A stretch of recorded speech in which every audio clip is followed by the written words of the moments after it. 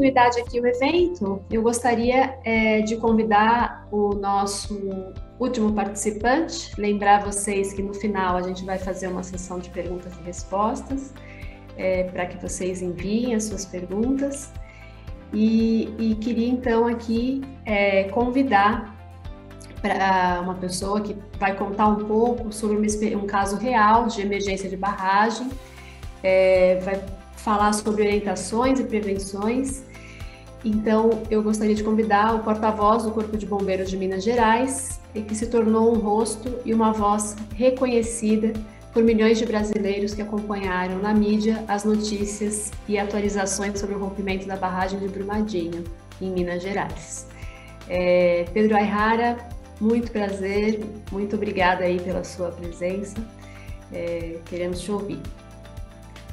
Obrigado, Salete, obrigado a todos pelo convite, fico muito feliz que esteja aqui conversando aqui hoje com vocês nesse evento de altíssimo nível. Eu estava acompanhando as considerações do Rafael, do Lourenço, e que bom que a gente pode ter esse ambiente, né, para amadurecer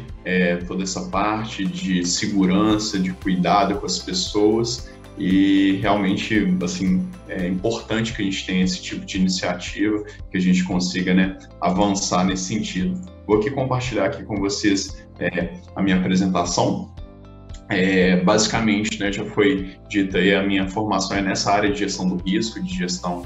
de catástrofes, tem experiência, né, tanto nacional quanto internacional em relação a isso. Tive a oportunidade de estudar, né, nos modelos japoneses, nos modelos americanos, essa parte de gestão de risco. E a gente começa dizendo o seguinte, né, a grande verdade é que Minas Gerais é o estado, né, onde eu trabalho. A gente está, infelizmente, acostumado com essa situação de rompimento de barragens. Então, a gente tem situações, por exemplo, do rompimento da barragem em Cataguases, né, em 2003, Miraí também, em 2007, situação do rompimento da barragem em Itabirito, da mineração Herculano também. Em Mariana, a gente também teve essa situação em 2015, e mais recentemente, em 2019, a tragédia de Brumadinho. No dia 25 de janeiro de 2019, a barragem de Córrego do Feijão ela se rompe. No momento em que ela se rompe, ela libera mais de 11 milhões de metros cúbicos de rejeito, destruindo e inundando uma área de aproximadamente 300 hectares e vitimando fatalmente 272 vidas. Então, uma tragédia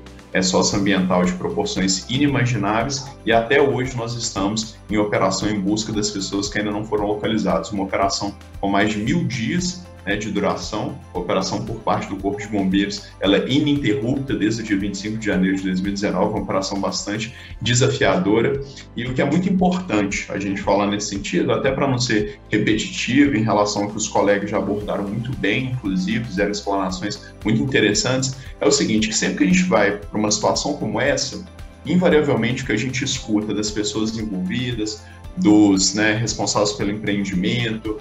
das pessoas ali, da sociedade civil organizada da região, é o seguinte: onde foi que nós erramos? O que a gente fez, onde que a gente pecou, onde que a gente falhou para que isso acontecesse, para que a gente chegasse num resultado tão crítico? E, invariavelmente, as respostas para essas perguntas, elas sempre passam mais ou menos por essas posturas. Olha, eu não matei ninguém, isso daí não foi uma culpa minha, a culpa é do outro, a responsabilidade que era de outro setor, era da empresa, era dentro da empresa desse outro líder, desse outro diretor, ou então algo no seguinte sentido: olha, era uma tragédia anunciada, eu via que aquele problema poderia acontecer, eu via que a gestão do risco estava sendo feita de forma temerária, mas realmente era uma coisa que eu deixei para apontar, para falar num outro momento, que eu deixei às vezes para denunciar isso de uma outra forma, para conduzir isso de uma outra maneira. E qual que é o ponto em comum de todas essas posturas, gente? Independente, aqui a gente não está falando dessa postura somente por parte do empreendedor, como eu disse, de todos os stakeholders, todas as partes interessadas, da sociedade civil, de órgãos, é a gente entender que todas essas posturas, elas dizem que o problema, ele não é meu. O problema, a culpa, a responsabilidade é sempre do outro. E para a gente mudar esse nosso paradigma, especialmente em relação à segurança desse tipo de empreendimento, é que a gente precisa entender que o problema, ele também é meu, o problema também é seu, o problema também é nosso. Porque muitas pessoas, elas não entendem como que acontece uma tragédia, um problema tão grave quanto isso. E aqui eu vou citar uma situação hipotética, não é necessariamente a situação que aconteceu em Brumadinho, mas pode ser, mas só para que a gente consiga ilustrar essa situação, que é a seguinte: Muitas pessoas, elas acreditam que um desastre, ou desastres como esse que eu citei, eles são provocados pela negligência, pela falha, às vezes até pela malícia, maldade, de uma, de duas pessoas que sabem que aquilo ali poderia acontecer, às vezes um diretor, um representante máximo, e assumem aquela responsabilidade sabendo, né, que aquilo ali pode gerar danos inimagináveis. Mas, na verdade, gente, isso não acontece dessa forma. Especialmente em grandes empresas, a história que geralmente acontece é mais ou menos o seguinte. Vamos supor aqui que, hipoteticamente, a gente tem um técnico que todo dia ele é responsável por fazer a leitura dos pesômetros em uma barragem. E aí tem vários pesômetros espalhados pela estrutura da barragem. Um belo dia ele chega lá, está fazendo a leitura dos pesômetros, ele verifica que a leitura de um desses pesômetros está alterada, está fora do valor de referência. E ele olha para aquilo dali e pensa o seguinte, fala, isso daqui está um pouco alterado, estou vendo que está fora do valor de referência, mas está pouca coisa fora do valor de referência. E depois que eu checar esse processo aqui que eu mandar ele para frente, ainda vai passar pelo encarregado, depois pelo gerente de área, pelo gerente geral. Então eu vou fazer o seguinte, eu vou dar o ok aqui, porque não é um problema que é exatamente meu, e depois aqui que eu der o ok, ainda vai ter, né, o encarregado para conferir, o gerente de área, o gerente específico. Então eu vou dar prosseguimento aqui, qualquer coisa eles interrompem o processo lá. E ele dá o ok, esse processo chega para o encarregado vê que o valor está fora do padrão de referência, ele olha para aquilo dali e ele pensa o seguinte, olha, o técnico já deu ok, eu estou vendo que tem alguma coisa estranha aqui, mas esse problema não é exatamente meu, e depois que eu der o ok aqui, ainda vai ter o gerente para conferir, o gerente geral, então eu vou dar prosseguimento aqui, qualquer coisa, eles interrompem o processo lá. E ele dá ok, chega para o gerente de área, já está com ok do técnico, do encarregado, ele olha para aquilo dali, vê que tem alguma coisa estranha, de maneira muito especial, e pensa o seguinte, olha, o técnico e o encarregado de área já deram ok, e depois que eu der ok aqui, ainda vai passar pelo gerente geral, qualquer coisa ele interrompe o processo lá. E ele dá ok, prossegue para o gerente geral, ele olha para aquilo dali e fala assim, gente, nem vou conferir muito isso aqui não, porque já está com ok do técnico, do encarregado, do gerente específico, então provavelmente está tudo certo. E continua dando prosseguimento, né, nesse processo. E ao final dessa história, gente, às vezes acontece um pequeno incidente, às vezes acontece uma tragédia que mata 400, 500 mil pessoas. Mas o que eu gostaria de chamar a atenção para vocês, que é interessante, né, porque a gente já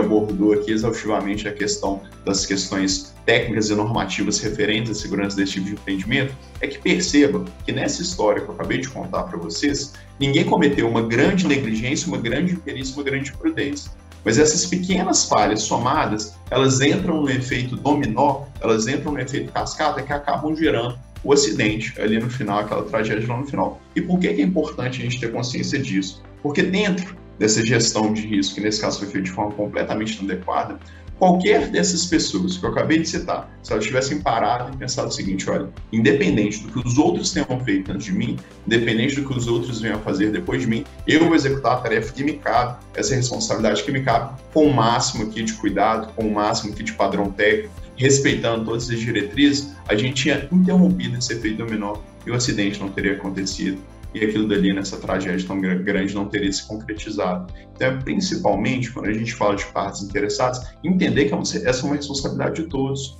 Entendendo também, gente, qual que é um dos grandes problemas, especialmente para a cultura de riscos que se estabelece muitas vezes aqui no Brasil. Em novembro de 2018, portanto, exatos 2 meses antes da tragédia de Brumadinho acontecer, eu estava na FATEC de São Paulo, dando uma palestra para parte da Defesa Civil do Corpo de Bombeiros Militar de São Paulo,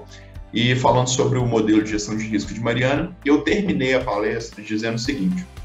falei assim, pessoal, nos próximos 2 ou 3 anos vai acontecer um novo rompimento de barragem em Minas Gerais que vai ser tão grave ou pior do que a gente viu em Mariana. Infelizmente, isso acabou se tornando verdade 2 meses depois, e aí quando algumas tropas de São Paulo, que elas participaram, né, especialmente nos primeiros dias, do apoio lá na operação de Brumadinho, elas chegaram lá, algumas pessoas tinham estado nessa palestra e elas estavam extremamente impressionadas, perguntando assim, mas como que você foi capaz, né, de prever que isso aconteceria? E a grande questão, gente, que aqui, especialmente como eu digo na nossa cultura brasileira, a gente tem uma situação que acontece o acidente, a nossa percepção de risco vai lá no alto, e aí, no mesmo dia, com certeza, todas as empresas, né, que tinham empreendimentos do tipo, elas se reuniram, foram verificar as condições de segurança das barragens dela, só que com o tempo, às vezes a gente vai achando que aquilo dali não vai acontecer de novo, que é um fato isolado, que o raio não cai 2 vezes no mesmo lugar, e aí às vezes a gente vai, né, voltando a adotar mecanismos, protocolos de segurança que não são tão adequados, a gente vai voltando a ser negligente, a ser imperito, a ser imprudente, e é aí que o acidente acontece de novo. Ou seja, o desafio de todos nós, não só das empresas, mas da sociedade civil organizada, de nós enquanto órgãos de regulação, órgãos que têm alguma atuação envolvidos nisso, é a gente conseguir manter essa percepção de risco elevado, mesmo quando o acidente não acontece. Porque manter a percepção de risco quando o acidente é uma memória recente, quando a tragédia ela aconteceu ontem, isso é muito fácil, mas o grande desafio é a gente conseguir manter todos engajados, mesmo quando aquilo dali já não é uma realidade tão próxima, quando tem mais tempo que aquilo aconteceu. E como que a gente faz isso, gente? Colocando propósito, né? Colocando isso como um ideal a ser compartilhado. Não só, né, por aquela pessoa, por aquelas pessoas diretamente responsáveis, mas colocando isso também como uma preocupação, né, da sociedade, dos órgãos fiscalizadores, dos órgãos de resposta, das próprias comunidades ali que estão envolvidas, da empresa responsável pelo empreendimento, é a gente tirar essa questão de segurança em primeiro lugar só do discurso e aplicar isso no nosso dia a dia, conseguir implementar esse tipo de pensamento na nossa tomada de decisão, porque muitas vezes, né, a gente tem isso do ponto de vista discursivo, mas lá na hora, quando a gente precisa, né, fazer um aumento de operação, fazer um aumento de vazão, fazer um alteamento dentro ali da minha estrutura, às vezes a gente não leva esse propósito de segurança para o nosso dia a dia. Está aí a necessidade, né, de mudança, está aí a necessidade de um desafio, porque a palavra a gente convence e o exemplo arrasta. O que é isso que é muito interessante? Lá em Brumadinho, das pessoas que estavam dentro do refeitório, no momento que a barragem ela se rompeu, somente uma pessoa sobreviveu. As pessoas que estavam dentro do refeitório. Outras pessoas sobreviveram, que estavam em outro local, mas das pessoas que estavam dentro do refeitório, somente uma pessoa sobreviveu. Quando a gente, né, localizou essa pessoa, a gente foi entender, foi perguntar por que só ela tinha sobrevivido. E ela disse o seguinte, que é algo muito didático para a gente pensar, embora a situação ela seja muito triste. Ela falou assim, olha, no dia que a barragem se rompeu, eu estava chegando ao refeitório, assim que eu servi minha comida, eu percebi algo muito estranho, que deu um pico de energia. E aquilo dali, geralmente, os picos de energia, eles eram avisados por e-mail com muita antecedência, mas achei que tinha sido uma manutenção não programada, continuei a servir comida. Quando eu sentei na mesa do refeitório, eu percebi que o chão ele começou a tremer. E segundos depois de eu sentir esse tremor, uma pessoa gritou lá fora, dizendo que a barragem tinha se rompido. Nesse exato instante, eu já sabia, já conhecia o plano de emergência, a rota de fuga, saí correndo imediatamente por aquela rota de fuga que eu conhecia. E mesmo assim, com muita dificuldade, né, ele conseguiu se desvencilhar, aquela cena de filme de ficção científica, e conseguiu se salvar. E a gente perguntou para ele o seguinte, falou assim, mas por que só você conseguiu, né, se salvar, os outros não conseguiram? E ele falou uma coisa que me marcou muito, ele falou assim, naqueles segundos que as pessoas ficaram se entreolhando, pensando o que elas deveriam fazer naquele momento, foi justamente o tempo que foi necessário para que a onda de lama, que estava a alguns metros deles, chegasse e destruísse tudo aquilo dali. Por que eu estou falando isso, gente? Nesse caso, essa pessoa sobreviveu porque, primeiro, ela conhecia qual era a atuação de emergência dela, existia um planejamento de emergência que foi provocado, né, pela própria empresa nesse caso, e a pessoa adotou aquela atitude porque ela já tinha treinado. Então, realmente, nesse caso, a pessoa ter um conhecimento adequado desse plano de emergência, saber implementar as medidas, foi decisivo para que ela salvasse a própria vida. Por que eu estou falando isso, gente? Porque muitas vezes existem planejamentos de emergência que são extremamente bem feitos, mas as pessoas que estão ali não conhecem, ou então aquilo dali não é treinado, ou aquilo dali não são detectados quais são os pontos de gargalo, quais são os pontos de atenção. Então, a gente entender que a palavra convence, só que o que arrasta, o que modifica o exemplo, é fundamental para a gente mudar a forma como a gente faz essa gestão de risco, especialmente em situação de cotidiano. Não basta, né, existir um PEDM, não basta existir, né, planejamento de emergência, um PSB, etc. Isso daí tem que ser, de fato, aplicável. As pessoas têm que conhecer, as pessoas têm que treinar, as pessoas têm que entender a importância daquilo ali e como que elas têm que fazer. Porque a gente faz aquilo que a gente treina. Não adianta achar, não, na hora mais crítica, quando tudo, né, acontecer, eu vou estar em condições, eu vou fazer a contenção. Não. A gente repete, até do ponto de vista neurológico, naquele momento mais crítico, aquilo que a gente já está acostumado a fazer, aquilo que a gente já tem familiaridade e naturalidade. Então, se a gente não treina, se a gente não pratica, na hora mais crítica, no momento de maior pressão, não vai funcionar. Daí a importância da gente entender isso todos os dias no nosso cotidiano. E para isso, gente, a gente precisa entrar em conversas difíceis. Porque qual que é o grande problema? Existe, muitas vezes, uma estética da segurança, só que às vezes isso não é refletido, né, numa gestão real de segurança. Sobre qual aspecto? Exemplo, acontece um problema dentro da CTG ali, eu estou vendo às vezes que um processo, ele não está acontecendo da melhor forma, só que às vezes eu que sou de outra área, de outro setor, eu tenho uma dificuldade muito grande em apontar isso para o responsável, para a pessoa daquela área, porque eu fico pensando o seguinte, poxa,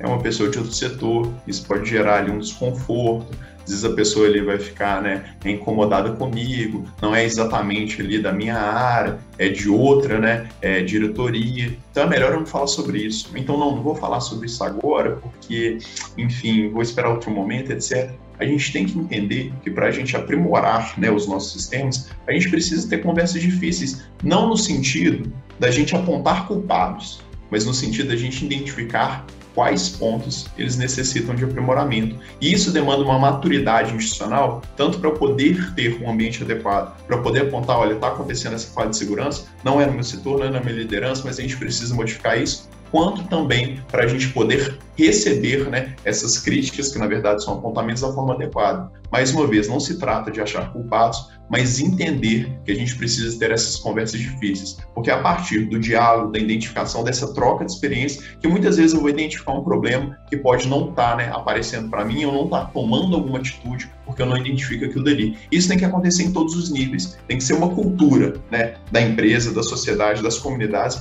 a gente compreender que essas conversas difíceis, elas fazem parte do nosso processo de construção da segurança.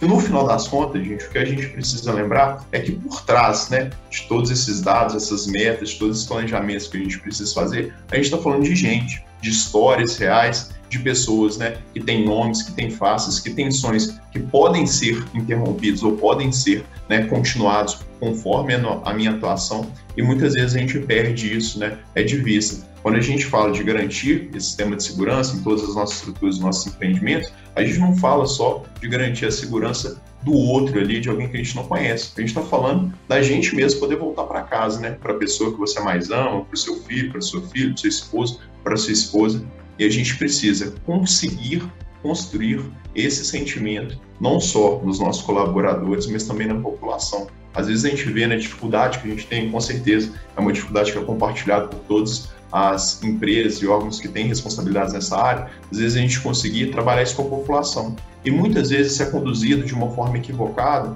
porque a pessoa tem que entender que ela tem que cumprir ali com aquele treinamento de simulação, por exemplo, de alarme, não porque aquilo dali é uma coisa obrigatória, porque aquilo dali tem que acontecer de 15 em 15 dias, não por causa das prescrições, né,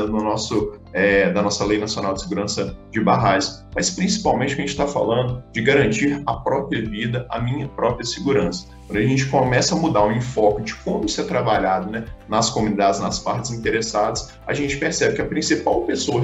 preocupada e responsável pela própria segurança tem que ser eu mesmo, tem que ser eu o primeiro interessado.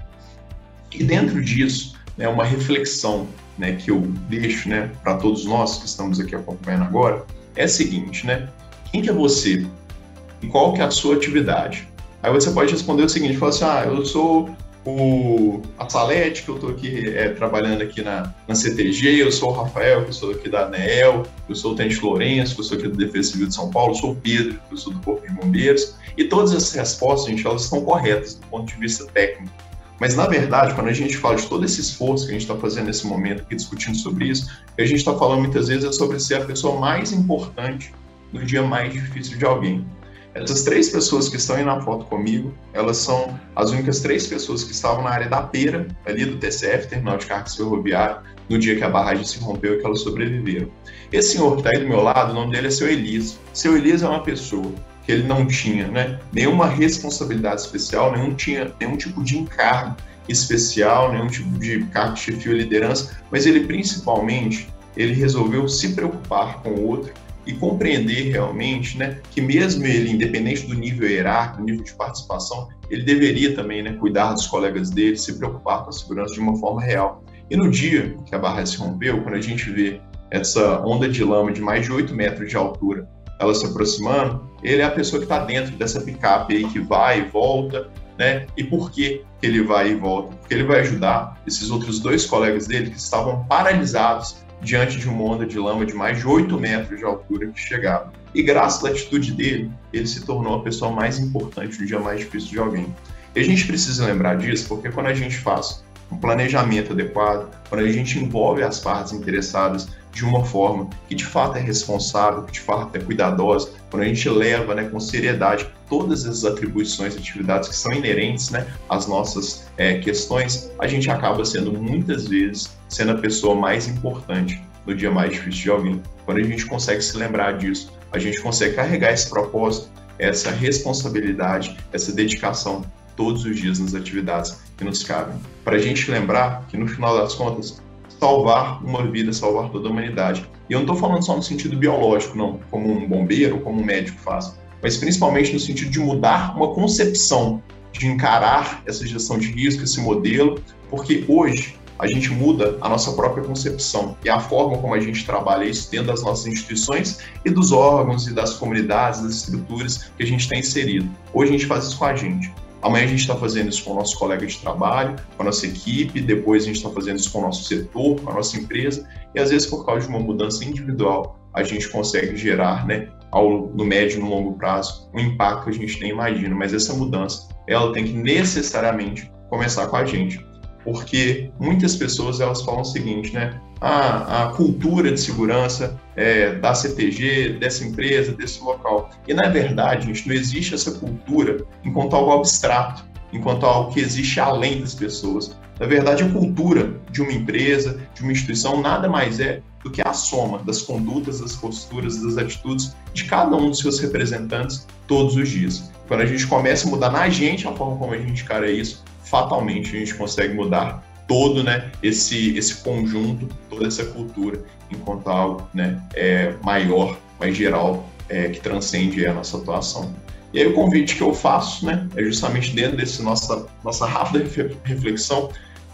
que a gente possa revolucionar isso. Não importa como a gente tem feito, como você tem conduzido, né, esses processos aí até hoje, mas importa principalmente como que você faz a partir de agora, a partir desse exercício de amadurecimento, de entender de fato, né, a responsabilidade que a gente tem nas mãos, porque é muito grave quando acontece uma situação que a gente precisa informar que uma pessoa ali, ela faleceu decorrente do colapso, de um problema, né, que não deveria ter acontecido. Então, importa principalmente como que a gente faz a partir de agora. E para ilustrar um pouco isso, eu finalizo com essa frase da Cora Coralina. Cora Coralina, que é uma poetisa goiana, que publicou seu primeiro livro aos 75 anos de idade. E eu imagino, né, quando ela foi publicar o seu primeiro livro, ela provavelmente deve ter pensado o seguinte: poxa, mas eu a essa altura do campeonato, com 75 anos de idade, eu vou inventar de publicar um livro? Sempre conduzi a minha vida de outra forma, sempre encarei isso de outra maneira. Vou me arriscar a fazer de forma diferente a essa altura? Mas a grande questão é que a partir do momento que você experimenta fazer de uma forma diferente, você também tem a oportunidade de experimentar resultados diferentes. E ela publicou seu primeiro livro aos 75 anos de idade, se transformou numa das poetisas mais consagradas brasileiras, consagrado nacional e internacionalmente, traduzido para mais de 37 idiomas. Enfim, que a gente possa lembrar que por meio das nossas ações, nosso trabalho, quando a gente fala sobre segurança, quando a gente fala sobre cuidado, não é só sobre a gente atingir, né, todos os patamares técnicos que nós precisamos atingir, mas principalmente sobre a gente entender que também é para proporcionar na nossa vida e na vida dos outros mais chão nos olhos do que cansaço nas pernas, mais esperança nos faces do que tristeza nos ombros, mais estrada nos nossos corações do que medo nas nossas cabeças. Vamos lembrar que quando a gente está falando, né, de segurança, de envolvimento com as partes interessadas, dessa troca que a gente precisa ter e da construção desse processo, que a gente está falando de segurança por segurança. A gente está falando de vida, a gente está falando de cuidado, a gente está falando de desenvolvimento social e das comunidades e, principalmente, a gente está falando sobre poder entregar aquilo, né, que a gente escolheu fazer por meio do nosso trabalho, por meio do nosso ofício. Nossa conversa aqui ela foi bastante rápida, porque, né, para que a gente não estourasse o tempo aqui, mas eu fico à disposição para qualquer pergunta, para qualquer colocação, e que juntos a gente possa se lembrar da escolha que a gente faz nesse momento, que é a escolha de promover cada vez mais cidades, né, mais resilientes, comunidades mais protegidas, empreendimentos mais seguros. Pelo tempo, pela paciência de vocês, muitíssimo obrigado. Pedro, muito obrigada. Eu não consigo imaginar como foi difícil essa situação em Brumadinho e fico muito aliviada de saber que as estruturas, né, de uma barragem de rejeito, de uma barragem de hidrelétrica é completamente diferente e que, de acordo com a apresentação que a gente acabou de ver da ANEEL, as nossas usinas as nossas barragens estão